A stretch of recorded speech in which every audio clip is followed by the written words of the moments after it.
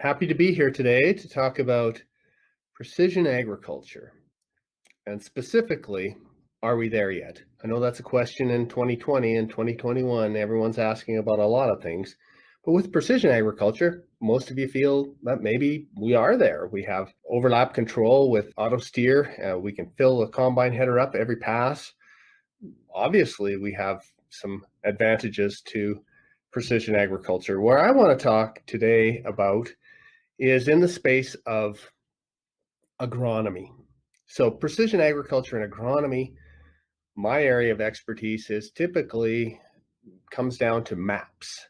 We need maps. So 20 years ago, we did maps. I looked at where does soil water go in the environment, and we built these soil water topography maps back in 2003 for a research project that we initiated, and it was clear that in a hummocky landscape, water will accumulate in low spots. And where does it accumulate from? Hilltops.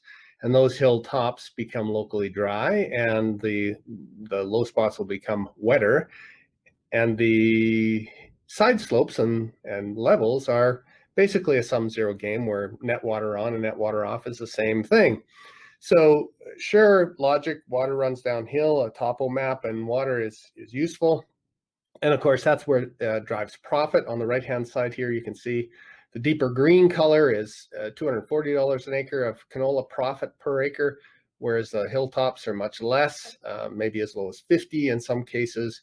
And there's definitely a variance in the profit because water runs downhill. I would put to you, though, that that's not enough when it comes to understanding what agronomy precision agriculture meant to growers. To growers, it wasn't necessarily about what water or yield is where, low spot, hilltop.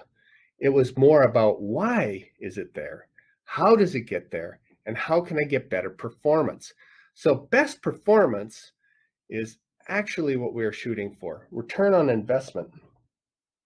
And that return on investment was something that is quite different than precision agriculture, because precision, just as a literal definition, is the ability to repeat an action with high degree of repeatability and little variance. So if I were using this Bakuni carburetor and my arrow as a screwdriver to hit that slotted screw, I can hit that slotted screw time after time with my screwdriver, and the repeatability of that is actually my precision. So really, precision agriculture isn't what we were shooting for. We were shooting to tune this Mikuni carburetor, this soil engine, to get better performance. So knowing which screw to turn is more important than getting the screwdriver on the screw, and how to get the right balance. How do I get optimum performance out of this carburetor using the balance of fuel and oxygen? So air and fuel making power, that's really why I'm tuning. It's not got to do with the precision or the repeatability. More so, we want to think about that tuning in perspective of the crop. So a crop production function, understanding a crop production function, is really the beginning. So what does it take to grow a crop? It takes water and heat, obviously, so the sun and the clouds, and all these things are connected. So moisture and temperature and light quality and soil nutrients. Well, I can get a soil type map and I can connect a bunch of the dots, moisture and nutrient supply maybe, and compaction. I get some ideas from soil type.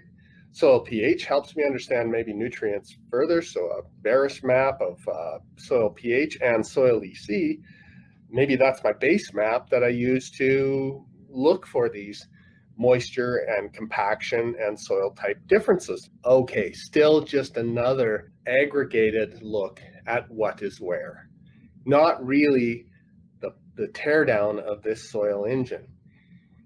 In Western Ag, our shop manual for the teardown of the soil engine is this book, nearly a 40-year-old book written by the late Stanley Barber. And it is a mechanistic framework of how the soil engine works. It's called Soil Nutrient Bioavailability.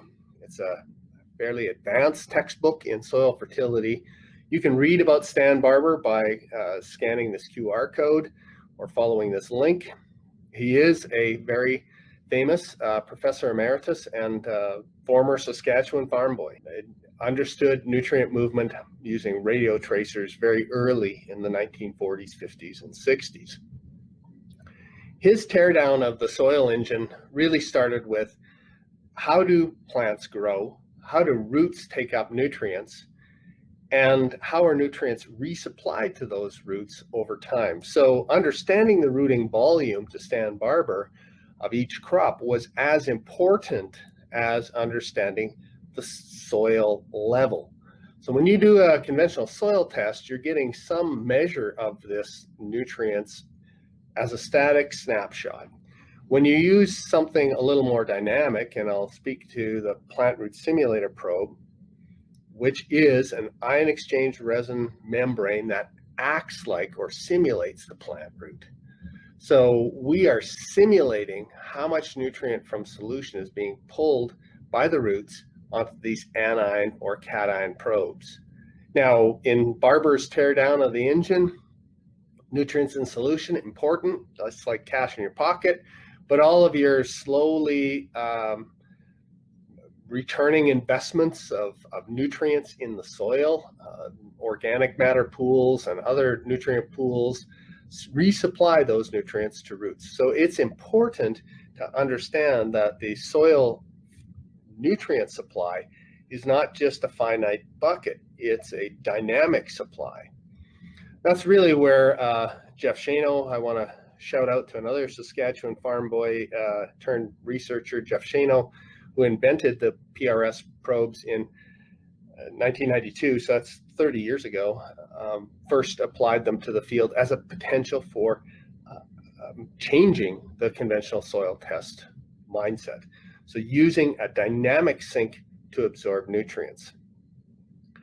Western Ag Labs, and we started off with that technology in 1998 and put it into the field, into farmers' hands by getting a soil sample that is not dried, not ground, not physically similar to the field as possible. We're going to take that sample into the lab. All we're going to do is wet it up and warm it up to lab temperature and watch that soil engine turn over to plant roots. That's what's in this small animation. If I can get it to run. Probes in wet soil, and we'll zoom into that membrane and see how ions are exchanging. Ions exchanging back and forth from soil colloids and organic matter and other slowly releasable nutrients sources to the membrane, and develops a picture of what the root would absorb over time. So 24 hours we're absorbing nutrients. Pull the probes out after 24 hours, wash off, extract with half normal HCl, analyze on standard lab equipment, and come up with numbers.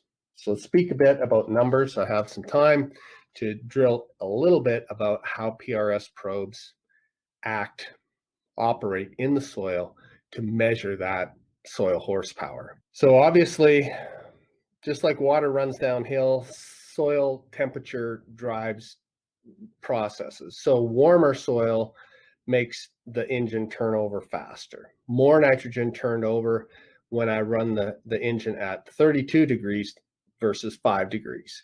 And definitely for nitrogen, a big deal, and carbon respiration, so microbes are growing.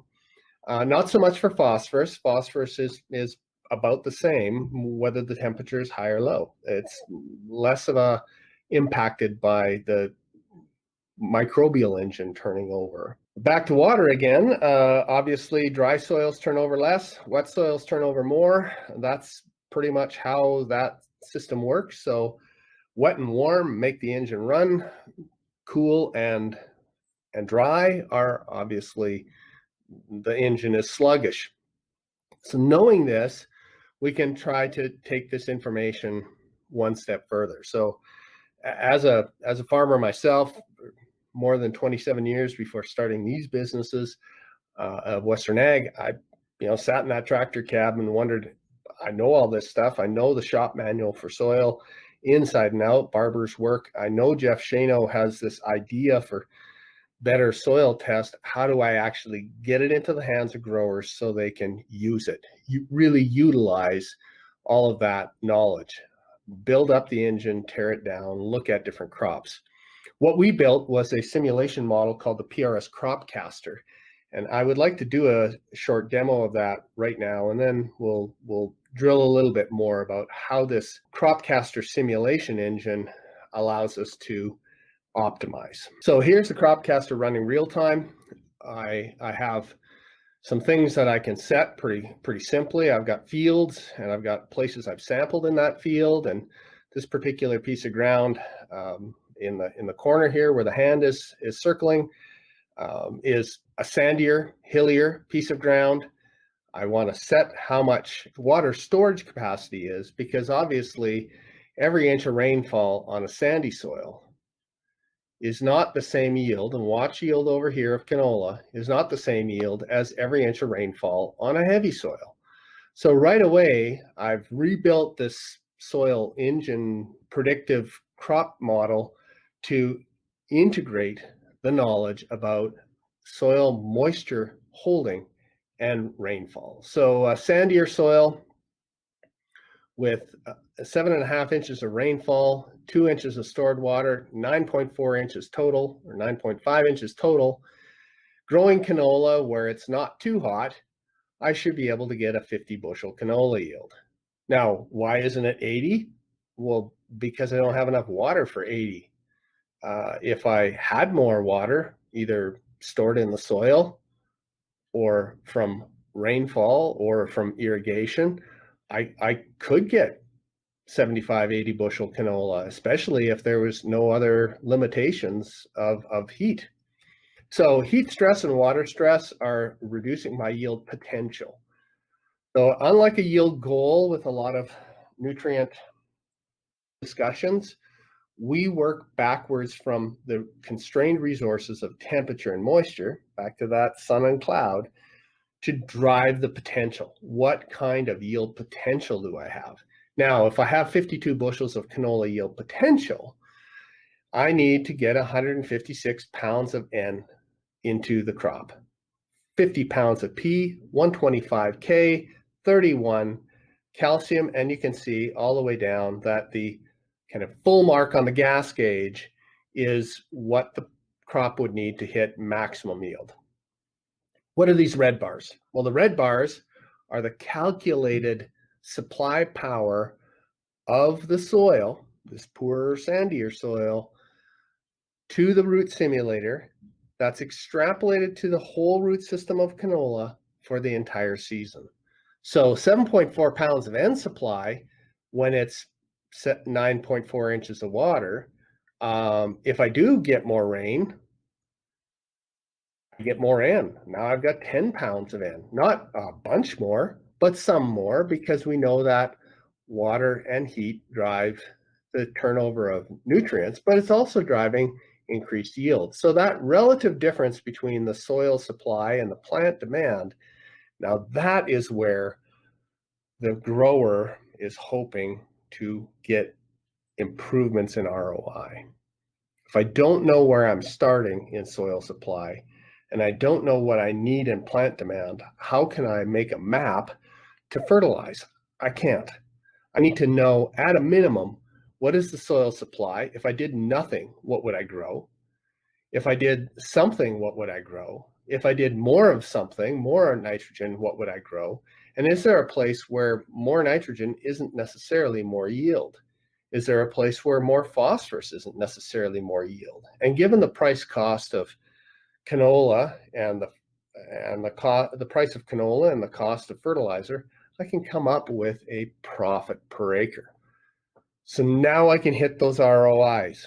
ROI impossible to talk about until I have this soil engine and crop yield function rebuilt, operating on the shop table.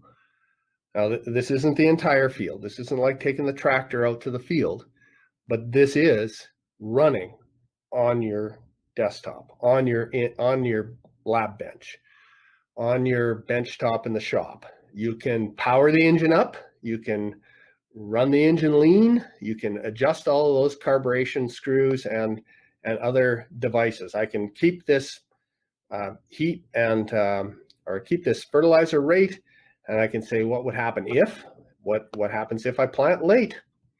And I plant late and I get into a situation where, you know, canola is now losing yield because of flowering. Well, I'm likely over applying fertilizer because I really only need the difference between 5.1 and 113 is less than 100 pounds, 108 pounds, and I'm adding 121. So I'm overshooting it if I get hot and dry, or if I get hot. But if I get hot and I get more wet, and that can compensate, well, now actually I'm still running the engine a little lean on nitrogen. I could be putting maybe a bit more in on and getting more yield and more profit. So instead of 266, if I put on a bit more in, I might get up in that 270. 267 is the best I can do. Going less in, there's a bit more yield or a bit more profit. Going more in, there's really no more profit. So I'm in the sweet spot. So finding those sweet spots across the field, that's really what we thought precision farming would do for us, but it doesn't. Not in the current state of maps and proxies for soil properties and yield. We need an integrated simulation model and letting that run. Now, I want to back up and do one more comparative for you because it's informative on why is it that we know all this and it hasn't been applied. So I'd like to bring up just a quick demo of why this is and why it hasn't been applied. I really like these two videos contrasting about how the risk and reward of farming has changed. So when Granddad started farming that piece of ground, that hilly piece of ground, and broke it, kind of like this motorcycle race in 1942, and I'll use the speeds of the race and the risk of crashing as analogy to you cropping. When Granddad was cropping, he was maybe doing what, 35, 40 miles an hour tops. Each corner maybe 20 miles an hour, no worries. Look at the guy on the right, 167, 175 miles per hour. Every corner flat out. You know, the worst that can happen in this case is maybe you run into the crowd or you drop the bike in the sand. Well, that's just like a crop failure one year. You pick up the bike and you go next year. On the right-hand side, if you drop that bike, I can guarantee you that it will not be pretty. You will crash the entire farm if you crash that. You know, compared to Grandpa hauling ass, and that's literally, you know, what's in that picture. You know, your days and risks in farming are much higher. Every time out, you have to know how to play that game and how to play that game better. So on this right-hand side is the Isle of Man motorcycle race. It's run for over 100 years.